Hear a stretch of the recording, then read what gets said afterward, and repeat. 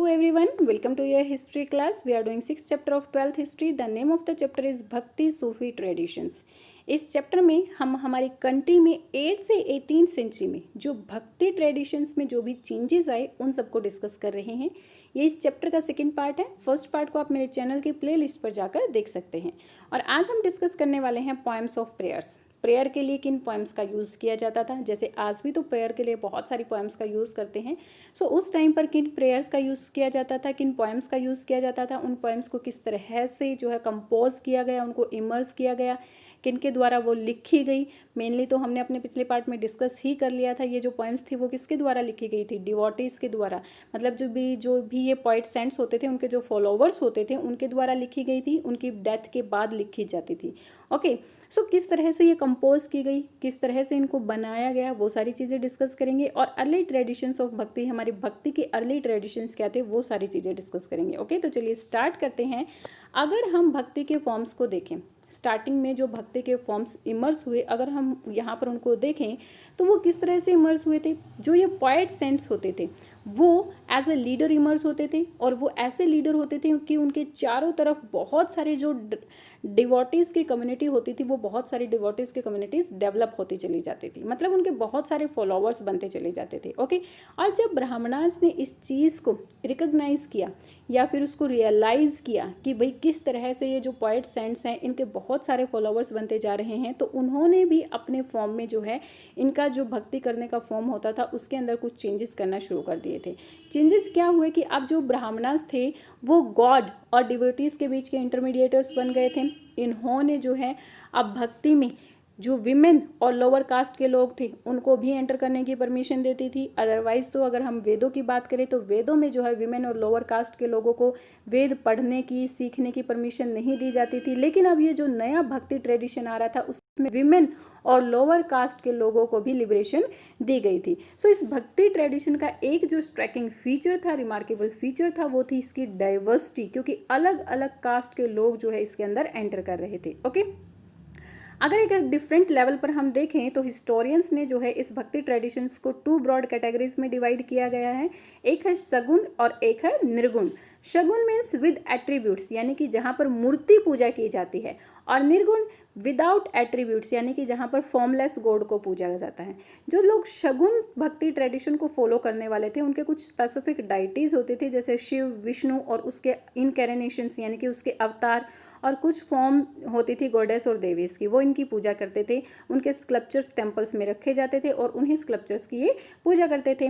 और जैसा आज भी हम देखते हैं कि टेम्पल्स में बहुत सारे डाइटीज़ के स्कल्पचर्स रखे जाते हैं और उनकी पूजा की जाती है। तो ये किस टाइप की भक्ति है, वो है शगुन टाइप की भक्ति। ओके, निर्गुण क्या होता है, जिसमें फॉर्मलेस भगवान को पूजा जाता है, यानी कि कोई भी स्कल्पचर, कोई मूर्ति भगवान की नहीं रखी जाती है। जैसे अपने गुरुद्वारा और मॉस्क में नोटिस किया होगा कि वहाँ पर किसी भी डाइटी की कोई मूर्ति, कोई स्कल्पचर वहाँ पर नहीं रखा हुआ होता है।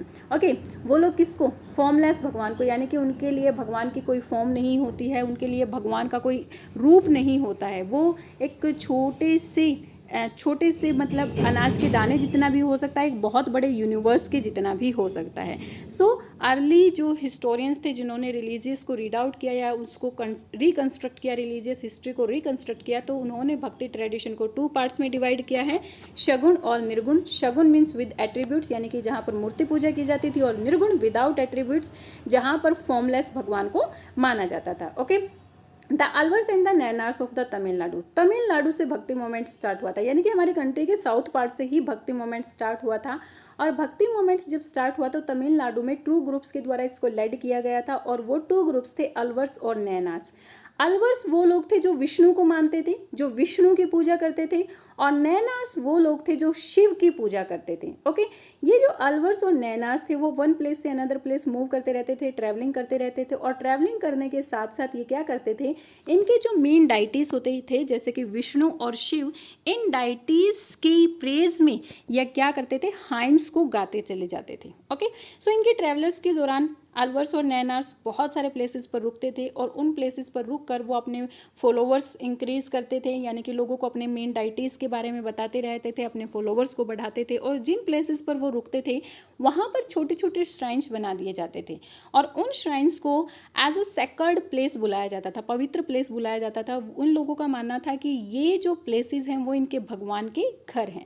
ठीक है, पहले जो है ये श्राइन्स छोटे रूप में होते थे, कई जगह तो हट के रूप में भी होते थे, लेकिन जैसे जैसे टाइम पास होता चला गया सो जो ये किंग्स थे, बड़े बड़े लैंडलॉर्ड्स थे, इन्होंने क्या किया, इन प्लेसेस पर बड़े बड़े टेम्पल्स बनवाए, उनको पार्टनाइज किया। ये टेम्पल्स इतने ह्यूज स्केल पर बन गए थे धीरे धीरे कि ये लोगों के लिए सेंटर्स ऑफ पिलग्रिमेज यानी कि तीर्थ स्थान बन गए थे। अब यहाँ पर एनुअली जो है लोग तीर्थ यात्रा के लिए आने लगे थे। जैसे अभी भी हम लोग जाते हैं, जैसे जो मुस्लिम्स हैं वो मक्का और मदीना जाते हैं, जो हिंदू हैं वो ऋषिकेश, हरिद्वार, अमरनाथ, केदारनाथ ऐसे प्लेसेस पर जाते हैं तीर्थ यात्रा के लिए। सो पहले ये जो सेक्रेड प्लेस थे ये छोटे रूप में होते थे, धीरे धीरे इनके ऊपर बड़े टेम्पल्स बनाए गए और फिर जो है टाइम के पास होने के साथ साथ ये जो है as a centre of pilgrimage उभर कर सामने आए।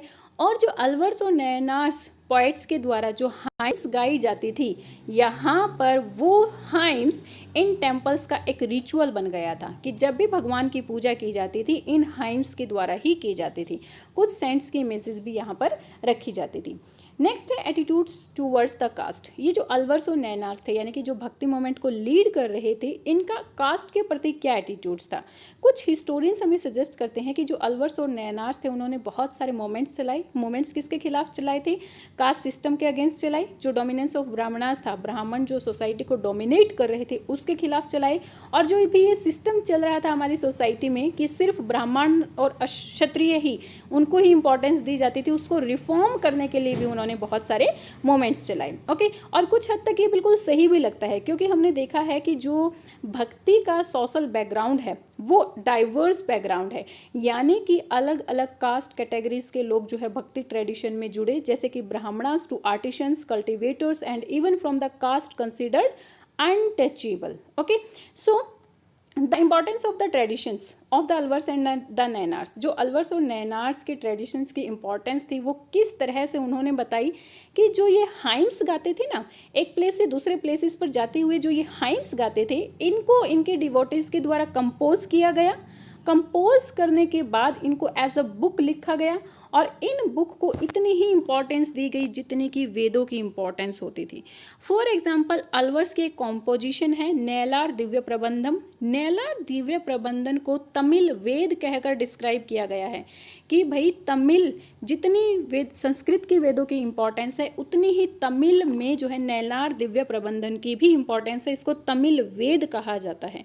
ओके, सो इसी तरह के तरीके से इन्होंने इनके जो कॉम्पोजिशंस थे, कॉम्पोजिशंस को वेदों की तरह सिग्निफाई करके इन्होंने जो है अपने ट्रेडिशंस को आगे की तरफ मूव किया था।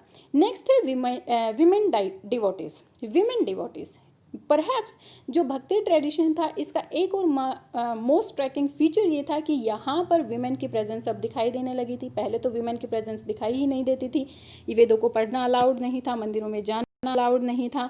लेकिन जैसे ही भक्ति ट्रेडिशन शुरू हुआ बहुत सारी विमेन्स हमें देखने को यहाँ पर मिली थी। For example the composition of Andal. Andal जो है एक वुमेन अलवर थी यानी कि जिसने अपने आप को विष्णु के प्रति समर्पित कर दिया था। अंडाल जो है अपने आप को विष्णु की बिलव्ड के रूप में देखती थी और उसकी जितनी भी वर्सेस होती थी यानी कि जितनी भी कविताएं होती थी वो सारी की सारी उसके डाइटी के लव के लिए होती थी, यानी कि सारी की सारी कविताओं में वो अपना लव जो है अपने डाइटी विष्णु के प्रति शो करती थी। जैसे मीराबाई का अगर हम एग्जाम्पल देखें तो मीराबाई के जितने भी हाइम्स, जितने भी भजन, जितने भी वर्सेस होती थी वो सारी किसको डिवोट होती थी, कृष्णा को डिवोट होती थी। सेम ऐसे ही अंडाल की जितनी भी वर्सेस, जितनी भी पॉइंट्स थे वो सारी की सारी जो है विष्णु के लिए वो बनाती थी। एक और दूसरी वुमेन वो है करई कल्लई अमियार। ये शिव की एक डिवोटी थी, उसने जो है शिव के लिए अपनी सारी की सारी वर्सेस लिखी। उसकी जितनी भी वर्सेस होती थी वो सारी अपनी शिव के को ही डिवोट करती थी। वो अपने आप को शिव की बिलव्ड के रूप में देखती थी। ये जो ऐसी विमेन होती थी उन्होंने सोशल ऑब्लिगेशंस को तोड़ दिया था। यानी कि पहले क्या होता था कि वेमेन को, जो भी घर की वुमेन होती थी, उसको घर से बाहर निकलना अलाउड नहीं था। लेकिन ये जो वेमेन थी जो भक्ति ट्रेडिशन में ऐसे उभर कर सामने आई, इन्होंने घर बाहर छोड़ दिया था, ये भी एक प्लेस से दूसरे प्लेस पर जाती रहती थी अपने डिवोटीज के लिए, जो अपने डाइटीज के लिए क्या करती रहती थी, वर्सेस और पोएम्स गाती रहती थी। यानी कि जो भी सोशल ऑब्लिगेशंस वेमेन के ऊपर लगे हुए थे, उन सभी सोशल ऑब्लिगेशंस को इन्होंने तोड़ दिया था। इन्होंने जो पेट्रारिकल नॉर्म्स थे उनको चैलेंज किया, उनको चैलेंज करके इन्होंने अपनी जो है नई कॉम्पोजिशंस को फॉर्म भी किया था। डेनम, यहाँ पर करई कलई एमयार ने अपने बारे में लिखा है कि भाई वो किस तरह की है। ये एक स्कल्पचर मिला है यहाँ पर करई कलई एमयार का, 12th सेंचुरी का स्कल्पचर है जो कि ब्रॉन्ज से बनाया गया है। ओके, यहाँ पर उन्होंने अपने बारे में लिखा है कि वो किस टाइप की है। वो जो है एक डेमोन्स की जैसे कि एक राक्षसी जैसी दिखाई दे रही है। उसकी जो वेन्स हैं वो फूली हुई हैं, आंखें बाहर निकली हुई हैं, उसके टीथ वाइट हैं, उसका जो स्टमक है वो अंदर की तरफ गया हुआ है, जैसा कि हम स्कल्पचर में देख भी सकते हैं। उसके हेयर हैं वो रेड हैं, दांत आगे की तरफ निकले हुए हैं। इसकी जो शिन है यानी कि जो पिंडली होती है वो बहुत ही ज़्यादा लंबी है और टखनों तक फैली हुई है। और उसने अपने बारे में सब कुछ लिखा है कि उसका जो एक्चुअल घर था, जो पेट्रारिकल सिस्टम था, वो उसने छोड़ दिया है। अब उसका जो घर बन गया है वो कौन सा घर बन गया है, उसका एक ही फादर है और वो है शिव। ओके, सो इस तरह से उसने अपने बारे में यहाँ पर लिखा हुआ है। सो कास्ट के प्रति विमेन किस तरह से यहाँ पर ट्रीट की जाती थी वो सारी चीज़ें हमने पढ़ी। अब है रिलेशंस विद द स्टेट, यानी कि राज्य के साथ किस तरह का रिलेशन होता था। हमने 7th चैप्टर में भी डिस्कस किया था, 2nd चैप्टर में भी डिस्कस किया था कि जो किंग्स होते थे वो क्या करते थे, ये टेम्पल्स को और जितने भी पॉइंट्स होते थे इन सबको पार्टनाइज करते थे। इसके पीछे रीज़न था कि वो अपनी फेम को बढ़ाना चाहते थे। ठीक है, अपनी फेम को बढ़ाने के लिए, लोगों के बीच में फेमस होने के लिए, अपना होल्ड रखने के लिए, इन सब चीज़ों के लिए वो जो है टेम्पल्स को पार्टनाइज करते थे और टेम्पल्स में रहने वाले जितने भी डिवोटीज होते थे उन सबको भी पार्टनाइज करते थे। जैसा कि हमने चैप्टर नंबर 2 में देखा था कि तमिल रीजन में बहुत सारे चीफडम्स इमर्ज हो रहे थे और from the second half of the first millennium there is evidence for the states also including those of the Pallavas and Pandyas. और इसी टाइम पीरियड के जब second half of the first millennium था, यहाँ पर दूसरे स्टेट भी इमर्ज हो रहे थे जैसे कि पल्लव्स और पांड्यास, और ये सभी जो है इन डिवोटीज को क्या कर रहे थे, पार्टनाइज कर रहे थे। इसके साथ साथ यहाँ पर बुद्धिज़्म और जैनिज़्म भी था। इस एरिया में बुद्धिज़्म और जैनिज़्म भी था और इन बुद्धिज़्म और जैनिज़म्स को बहुत सारे मर्चेंट्स और आर्टिसंस के द्वारा स्पॉट किया जाता था। These religious tradition received occasional royal patronage, और ये जो रिलीजियस ट्रेडिशन थे इनको ओकेजनल रॉयल पैटर्नेज संरक्षण जो है दिया जाता था। इंटरेस्टिंगली कई बार हमें देखने को मिलता है कि जो तमिल भक्ति की जो हाइम्स गाई जाती थी उसमें बुद्धिज़्म और जैनिज़्म का ऑपोजिशन किया जाता था। क्यों किया जाता था ऑपोजिशन, वैसे तो मेन हमें नहीं पता है कि क्यों होता था, लेकिन हिस्टोरियंस यही सजेस्ट करते हैं कि जो ये किंग्स होते थे ना, उनके पार्टनेज को पाने के लिए इन दोनों के बीच में आपस में कॉन्फ्लिक्ट चलता ही रहता था, कंपटीशन चलता रहता था। मतलब कि नैनार और अलवर्स बुद्धिज़्म और जैनिज़्म इनका ऑपोजिशन करते थे और बुद्ध और जैन अलवर्स और नैनार्स का ऑपोजिशन करते थे। वो एक दूसरे को गलत बताते रहते थे और ये इसीलिए होता था ताकि ये रॉयल पार्टनेज को पा सकें। ओके, सो यहाँ पर एक पावरफुल चोला रूलर्स के बारे में भी देखने को मिला है कि उन्होंने जो ब्राह्मणिकल और भक्ति ट्रेडिशन था उसको स्पॉट किया था, बहुत सारी लैंड को ग्रैंड किया था उन्होंने विष्णु और शिव के मंदिर को बनाने के लिए। सो जो ये चीफ होते थे, चीफडम्स होते थे, किंग्स होते थे, लैंडलॉर्ड्स होते थे, ये सभी जो है लैंड को ग्रैंड करते रहते थे या फिर मनी देते रहते थे इन टेम्पल्स को बनाने के लिए, बिल्ड करने के लिए और इनको जो है मेंटेन करने के लिए। इनफैक्ट कुछ जो है शिव के मैग्निफिसेंट टेम्पल्स हमें देखने को मिलते हैं, इंक्लूडिंग दोज एट चिदम्बरम जो कि चिदम्बरम में है, तंजावुर और गंगईकोंड चोलपुरम, ये जो है शिव के बहुत ही मैग्निफिसेंट टेम्पल्स हैं।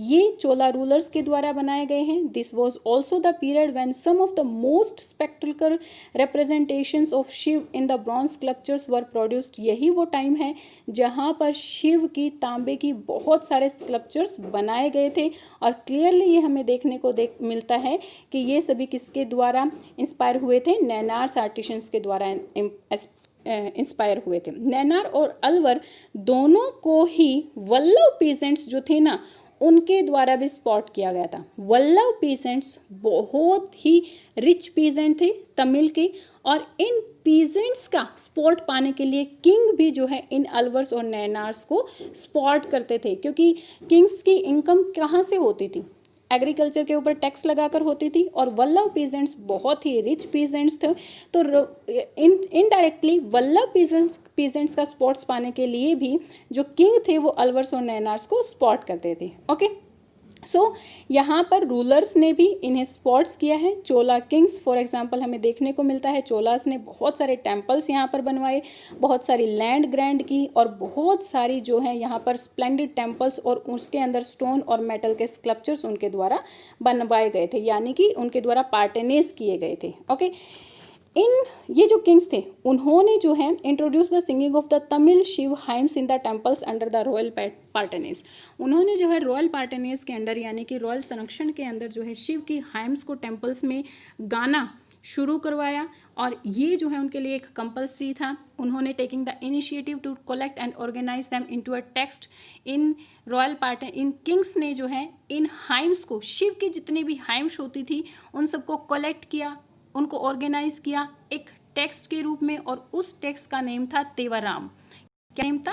तेवराम उसका नेम था। Further inscriptional evidence from the 1945 suggest हमें करती हैं कि जो चोला रूलर प्रतंका वन था उसने इमेजेस ऑफ अपार, सबंद्रम और सुंदरन इन शिव टेम्पल्स में इन सब की इमेजेस लगवाई। These were carried in the processions during the festival of these saints, और ये जो मूर्तियाँ थी ये इन मूर्तियों को उत्सव में एक जुलूस में निकाला जाता था और फिर जो है उनको टेम्पल्स में रख दिया जाता था। ठीक है, सो इस तरह से जो किंग्स होते थे वो भी क्या करते रहते थे, अलवर्स को, नैनार्स को उन्होंने पार्टेनेज किया। बहुत सारे चोला रूलर्स के द्वारा जो है बहुत सारे शिव के टेम्पल्स बनवाए गए, वहाँ पर बहुत सारे स्कल्पचर्स को बनवाया गया। इन स्कल्पचर्स को पहले इनका प्रोसेशन होता था, यानी कि इनकी झांकियाँ निकाली जाती थी, फिर उसके बाद उनको जो है टेम्पल्स में सिचुएटेड कर दिया जाता था। सो इस तरह से रूलर्स भी जो है इनको पार्टेनेज कर रहे थे। ओके, सो आज हम यहीं तक करने वाले हैं। Next part will do in next video. I hope आज